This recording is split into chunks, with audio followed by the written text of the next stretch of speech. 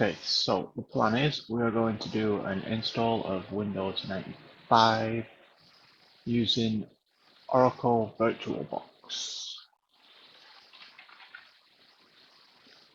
been a while since I did this, so see if I can still remember. We will create a virtual. Yeah, I'll leave it there.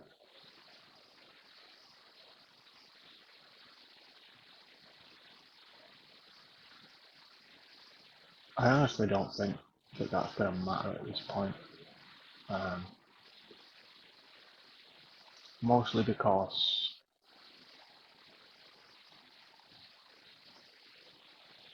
I've had issues with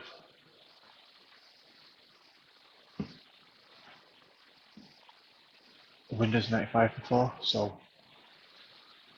we'll see if I can get it to work. Put a 16 meg graphics card in. We'll leave everything else off.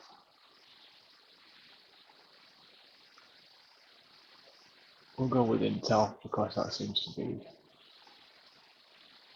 the most stable. I'm going to turn that off and you'll see why later.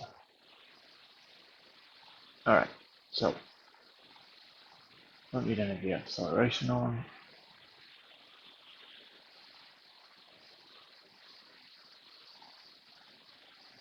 Okay. So now we run it.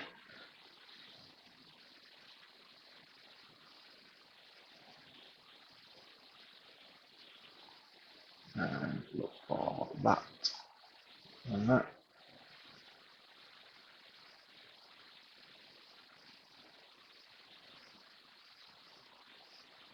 It's funny how I remember a lot of this. Go into fdisk, turn on live disk support, create logical, primary, use all available disk, escape, reset.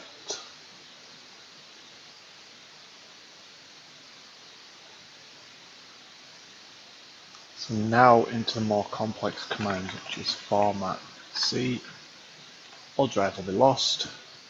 It's always weird, like going back to doing things with DOS. It's been so long since I've had to do it this way. Good thing is, it doesn't take nearly as long as it used to, because honestly I can remember how long this used to take. It takes so long.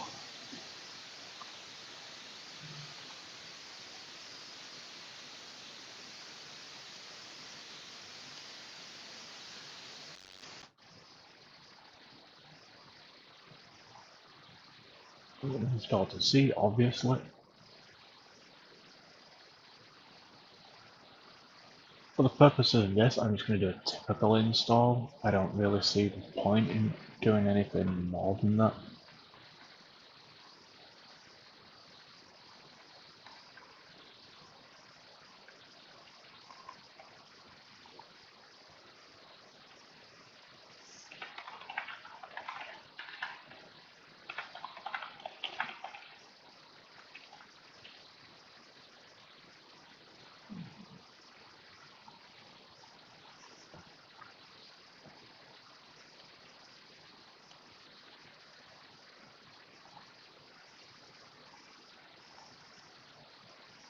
Okay, then we'll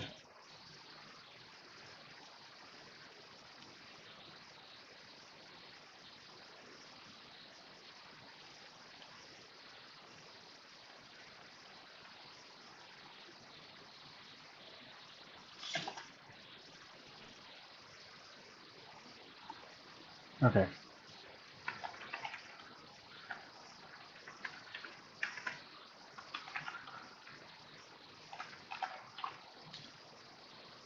Random name, random company, because it doesn't really matter.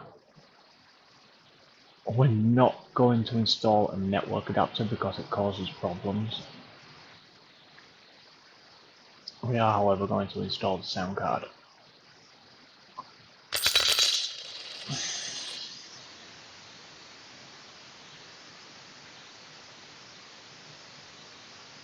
Like seriously, I can remember how long this used to take, and it used to take forever. There's every problem that after this reboots, it's going to error out, but there is a workaround now.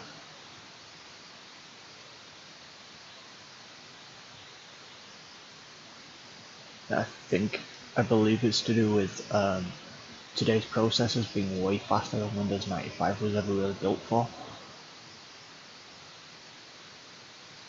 So I'll show you that as well once we get there.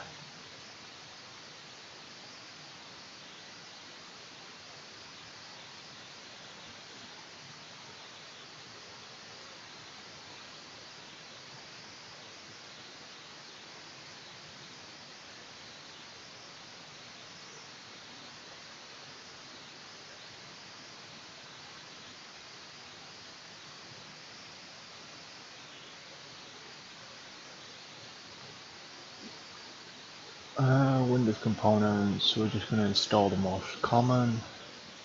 You don't need a starter disk. Now we're just going to let it run. The reason I'm doing this is because a lot of the older videos that I have on there are copyright protected now. So I figure this is a better way of getting around, plus it helps if anybody needs to actually do this. I believe the process should be the same for Hyper-V or anything like that, so I run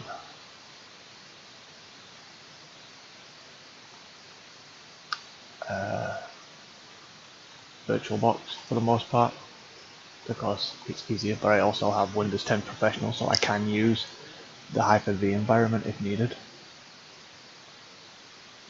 Okay, that's the error I was talking about.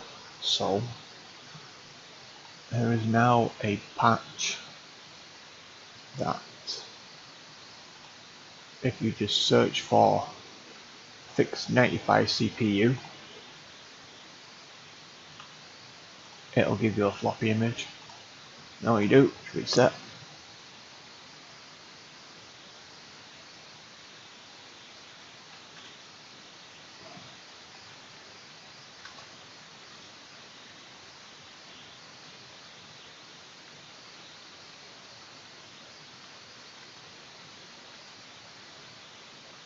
Okay, so what we do is as it instructs, we remove and we reboot. When the system comes back up, it should boot into Windows 95 just fine. We know why it crashed, so we're not going to worry about that.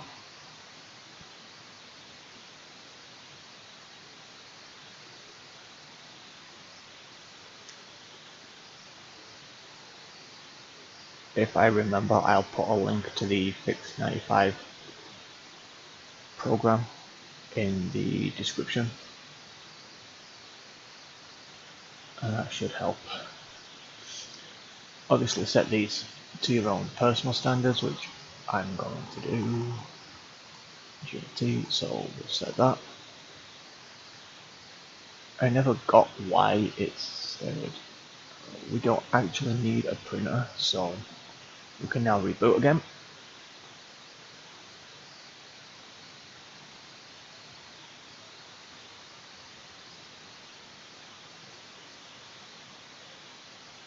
And there we go.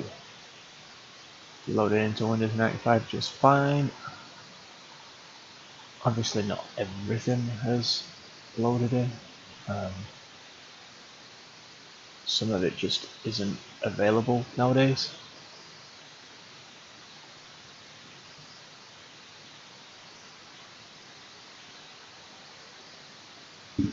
But I'm sure with enough looking around and fixing up and patching, it will be possible to actually find those bits and pieces.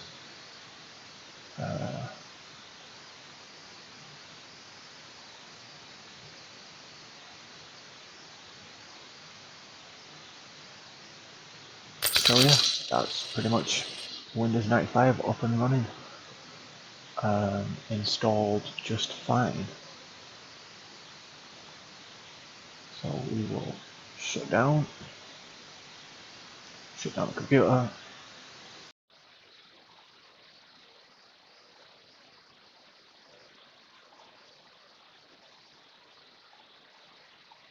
To switch to that.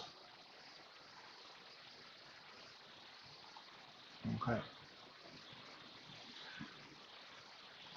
Let's see if we can get the audio to run.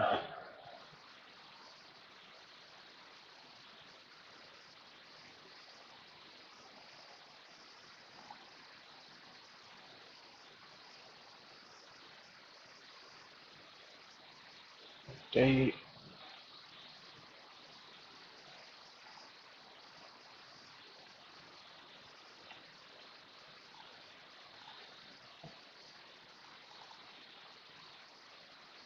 Oh, right. This is so old, I've forgotten how to use this. Go to there. The device manager. We're going to refresh this.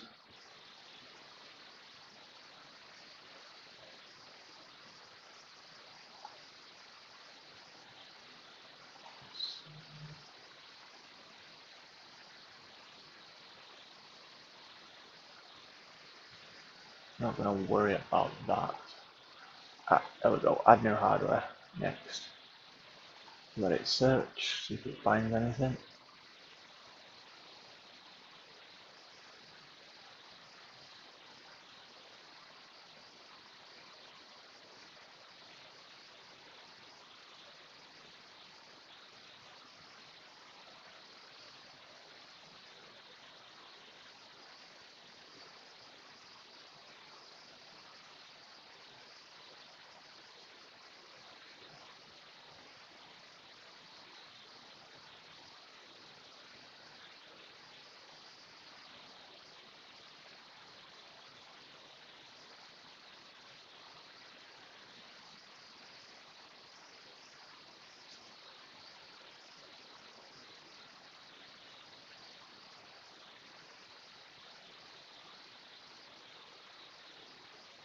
And just let this run, let's see if it finds what we want it to.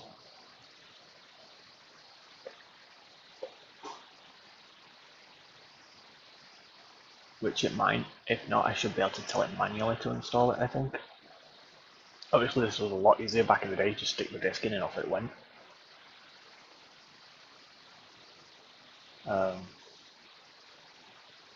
Honestly, I don't even build. Oh, right, this is where it gets freaking complicated now. Did it actually detect the CD-ROM drive? Yes, it did. Good. Okay, so in that case, we should be able to get around the problem this way.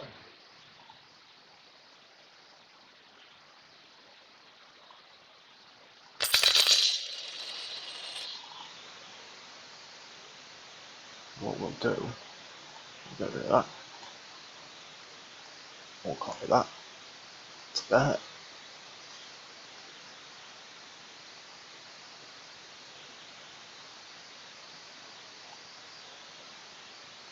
And then what we will do is we will redirect the system to that.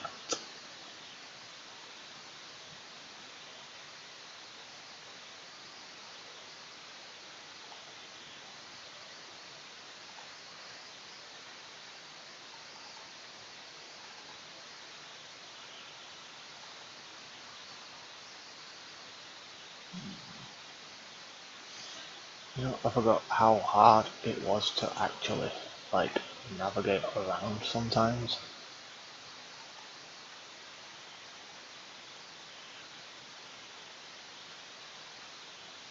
Oh, it's okay, it's going to be there, so that's what we want to direct it to.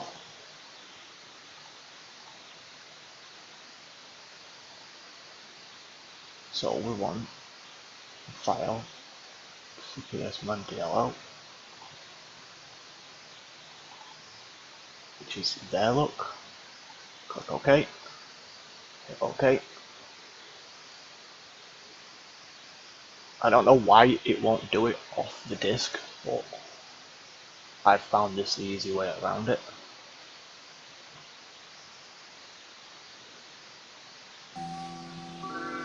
And that gets the audio working, look. So that's Windows 95 with audio. Yeah, and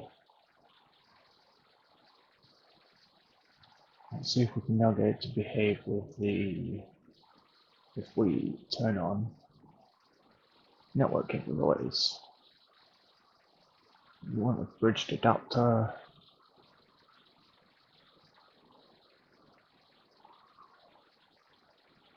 Allow virtual. I always set that because it just, I don't know, it's become a thing, I guess. Being able to get it to do that. We'll power back up.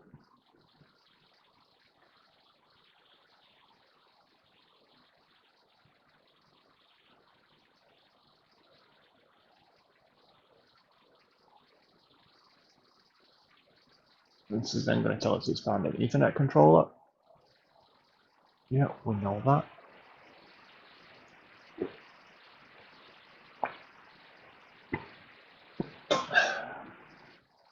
So we're gonna go with the old-fashioned name that I think almost everybody had back in those days.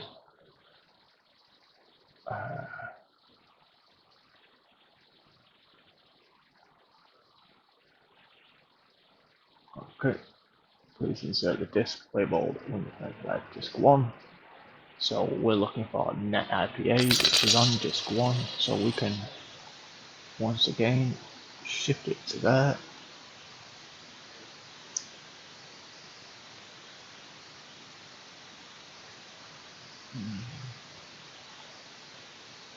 And then we'll restart again.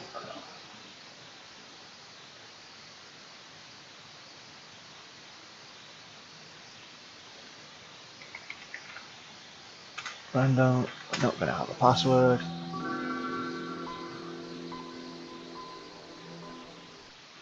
There we go. So that's Windows 95, pretty much.